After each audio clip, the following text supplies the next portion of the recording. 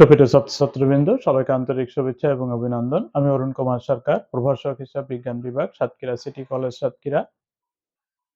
লেখক ব্যতিক্রম সাজেশন, পরীক্ষক যশোর বোর্ড এবং জাতীয় বিশ্ববিদ্যালয়, ঢাকা।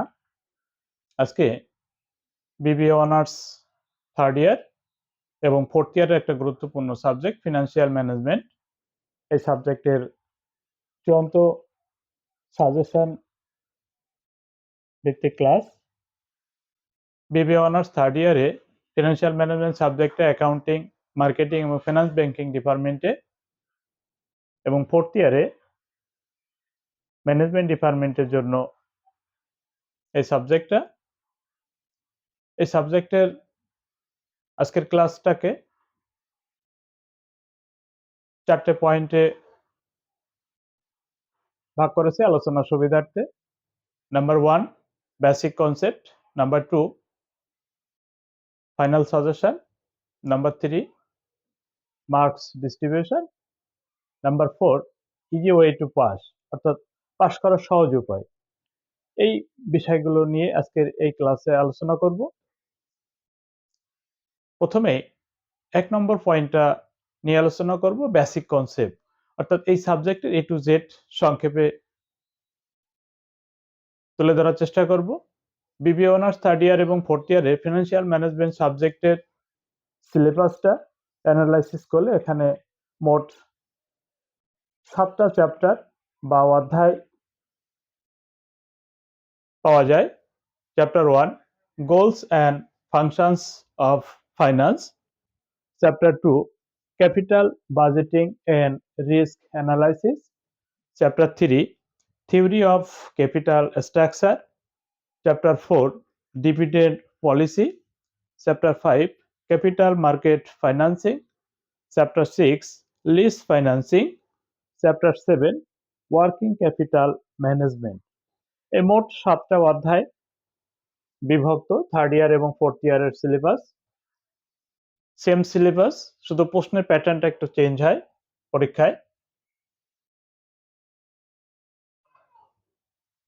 এরপর আমরা দেখব যে কোন চ্যাপ্টার থেকে কোন ক্যাটাগরির প্রশ্ন আসে, কোন চ্যাপ্টার থেকে ম্যাথমেটিক্যাল টার্মস আসবে বা কত মার্কের অঙ্ক আসবে সেটা একটু দেখে নেব।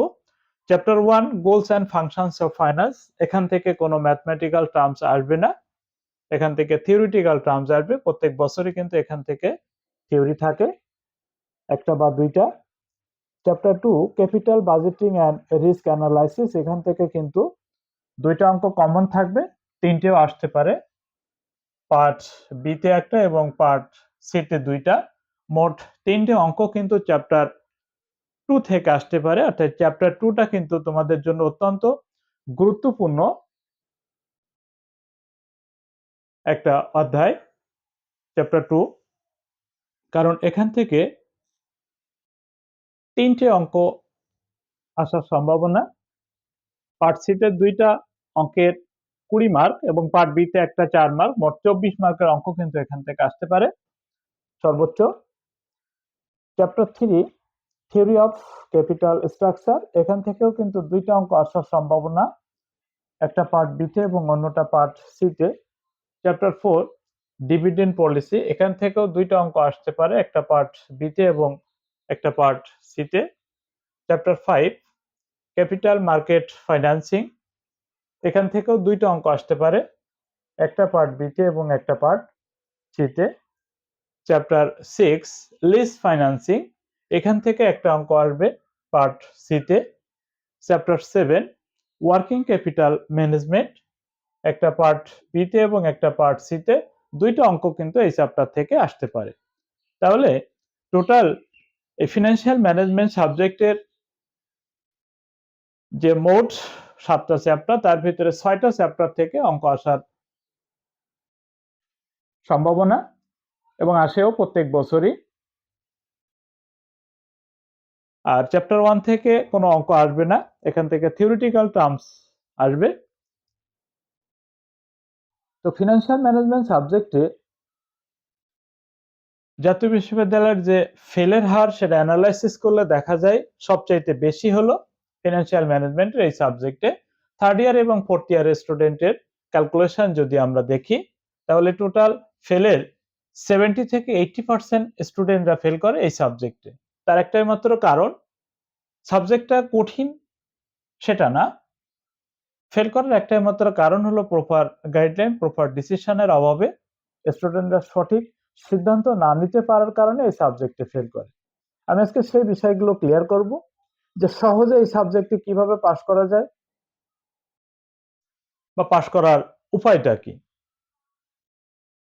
এই যে আমরা 6টা চ্যাপ্টার এখানে অঙ্ক আসবে এবং এই 6টা চ্যাপ্টারের ভিতরে পার্ট বি এর জন্য আমরা 1 2 3 4 5 মোট 5টা অঙ্কের আমরা প্রিপারেশন নিব। বাট অধিকাংশ সময় দেখা যায় পার্ট বি তে 5টা অঙ্ক আসে না, সাধারণত 4টে অঙ্ক আসে এবং 4টে থিওরি আসে।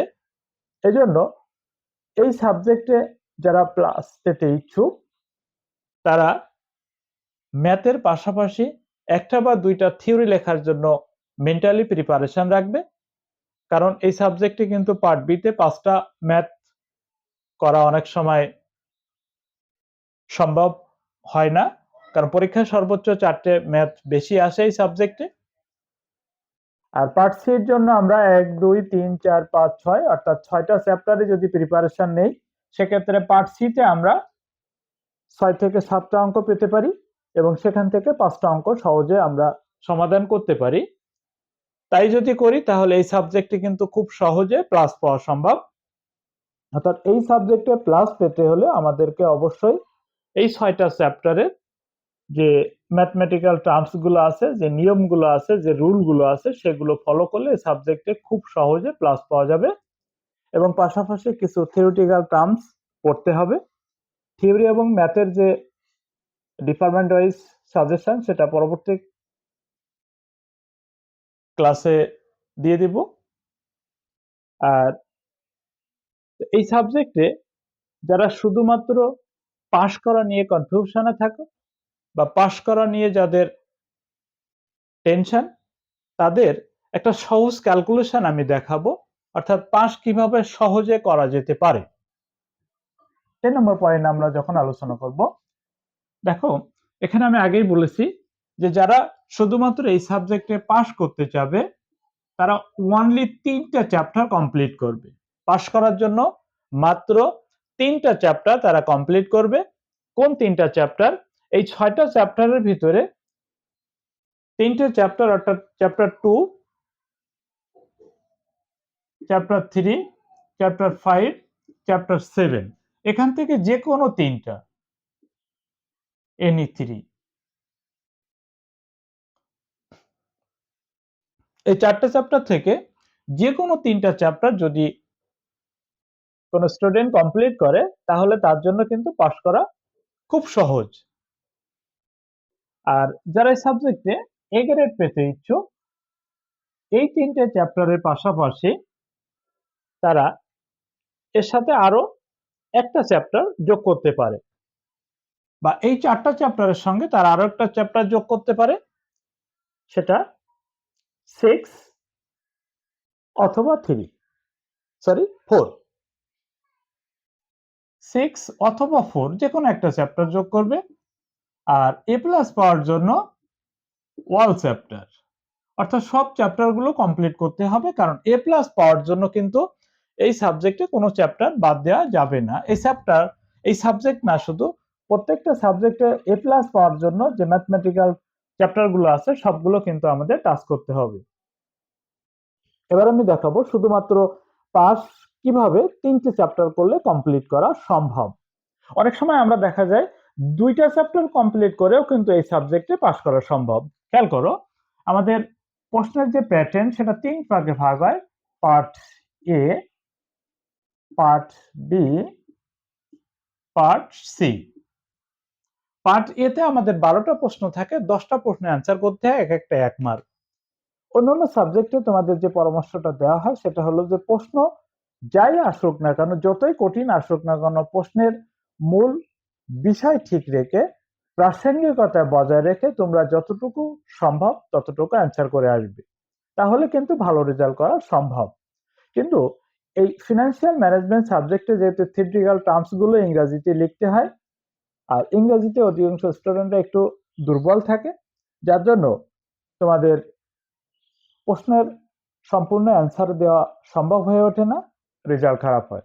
এজন্য বলবো যে বিগত ৫-৭টা ইউনিভার্সিটি কোশ্চেন যদি তোমরা কমপ্লিট করো, তাহলে সেখান থেকে মোটামুটি কমন আসবে। তারপরে যদি প্রশ্ন একটু কঠিনও হয়, সেক্ষেত্রে কিছু ইউনিভার্সিটি কোশ্চেন পড়া থাকলে প্রাসঙ্গিকতা বজায় রেখে তৈরি করে হলেও কিছু লেখা সম্ভব, এবং তোমরা লিখবেও তাই। তো যদি আমরা, যেহেতু যারা এবার 22 সালে পরীক্ষার্থী, অনুষ্ঠিত হবে পরীক্ষা 24 সালে, তোমাদের জন্য জোর সালের কোশ্চেন গুলো কিন্তু গুরুত্বপূর্ণ। আর এই জোর সালের মধ্যে 20, 18, 16, 14 এই 3-4টি ইউনিভার্সিটি কোশ্চেন যদি তোমরা কমপ্লিট করো, সেক্ষেত্রে কিন্তু আমাদের মোটেও না আসলে 50% কিন্তু কমন আসবে।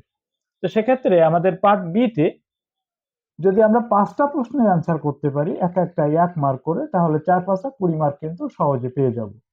পার্ট বি তে যদি আমরা 2 থেকে 3টা কোশ্চেনের অ্যান্সার করতে পারি, হয়তো 2টা ম্যাথ করলাম এবং একটা যদি আমরা থিওরি লিখি, তাহলে 4টা কোশ্চেনে যদি 3টে কোশ্চেনে যদি অ্যান্সার করি, তাহলে 3 12 মার্ক এখানে পাওয়া যেতে পারে।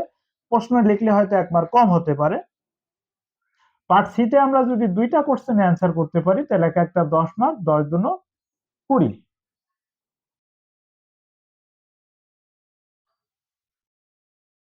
তাহলে আমরা খুব সহজে কিন্তু পাস করতে পারি। অর্থাৎ এই সাবজেক্টে যারা পাস করা নিয়ে অতিরিক্ত দ্বিধাগ্রস্ত, তাদের জন্য কিন্তু এই ক্যালকুলেশনটা দেখালাম। প্রশ্ন যতই কঠিন হোক না কেন, এই সাবজেক্টে কিন্তু ফেল করা খুবই কঠিন, পাস করা কিন্তু এই সাবজেক্টে খুব ইজি একটা ব্যাপার। শুধুমাত্র মাথা ঠান্ডা রেখে পরীক্ষায় প্রশ্নের আনসার করতে হবে। আমি আগেই বলেছি, আবারও রিপিট করছি, প্রশ্ন যাই আসুক না কেন, যতই কঠিন আসুক না কেন, প্রশ্নের প্রাসঙ্গিকতা বজায় রেখে মূল বিষয়টাকে ঠিক রেখে তৈরি করে হলেও তোমরা সম্পূর্ণ প্রশ্নের অ্যান্সার করে আসবে থিওরিটিক্যাল টার্মস এর ক্ষেত্রে।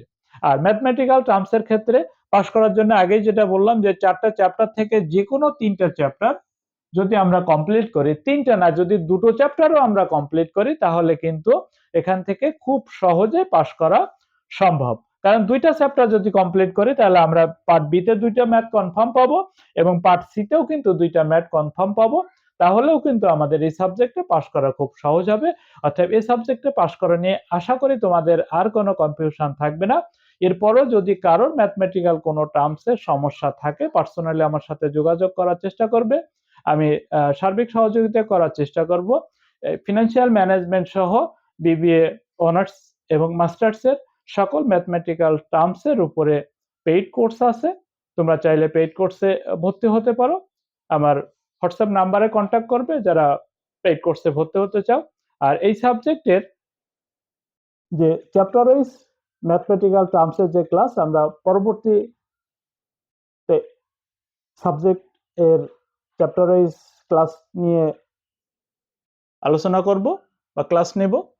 আর ফিনান্সিয়াল ম্যানেজমেন্ট সহ অন্য যে ম্যাথমেটিক্যাল টার্মস আছে, সবগুলো সাবজেক্টেরই ম্যাথমেটিক্যাল টার্মস এর ক্লাস ধারাবাহিকভাবে দেওয়া হবে তোমাদের চাহিদা অনুযায়ী। তো কারো কোনো জিজ্ঞাসা বা পরামর্শ থাকলে তোমরা কমেন্টে জানাবে। আজকে এ পর্যন্ত। সবাই ভালো থাকো, সুস্থ থাকো। আগামী ক্লাসে আবারও দেখা হবে। ধন্যবাদ সবাইকে।